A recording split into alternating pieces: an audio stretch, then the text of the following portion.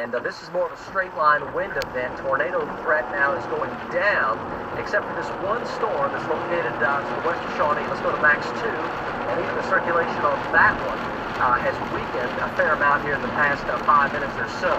So there's no tornado warning with it. The hook spun up and now it's spun down. So this may not produce any additional tornadic activity, but it is heading for Bethel Acres. It's over Twin Lakes right now, heading over into the Shawnee area. So we're going to keep close track of that. No tornado warning. The circulation is weakened a bit, but 80-mile-an-hour straight line winds are possible. I think we're going to go to Kevin and Linda over at the news desk, guys. Mike, thank you. Incredible job by you guys again today from the forewarned storm team. Great coverage. And we do have some injuries from the storm to tell you about. 3 lacerations reported by EMSA in the area of southwest 19th and Western, but so far those are the extent of injuries that have been reported, so we hope that it remains with only those 3. We're going to take a look at some pictures we have from earlier today. Okay, we're going to wait on that for a little while, and we're going to head back over to Mike. But we do know that we've got, what about 90? Let's do that. Because these power flashes this evening were unbelievable.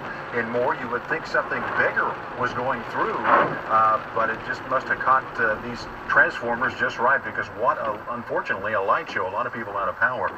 There are people out of power, and as we said, 3 injuries reported so far. This storm started developing much earlier this afternoon as we tracked it as it moved through the Yukon area and then towards the Moore area. What I found interesting was that there was no tornado warning issued by the National Weather Service, while we had confirmation of it on the ground through these power flashes that you're seeing right now. That must have been a big one right there. It's incredible. Like a blast almost. That was from Bob Moore Chopper 4, John Welsh talking about this. Again, Moore, the epicenter of this, what apparently is an F0 or F1, as Mike is talking about, maybe a little larger.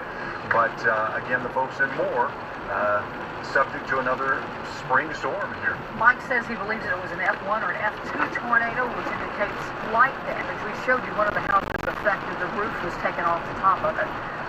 So far, only 3 minor injuries reported. And again, there's more of those big power flashes that you're seeing now. We're also receiving reports of power outages in various parts of the city, some in Nichols Hills area, some just scattered around the metro area, I guess, depending on where the winds and the hail hit.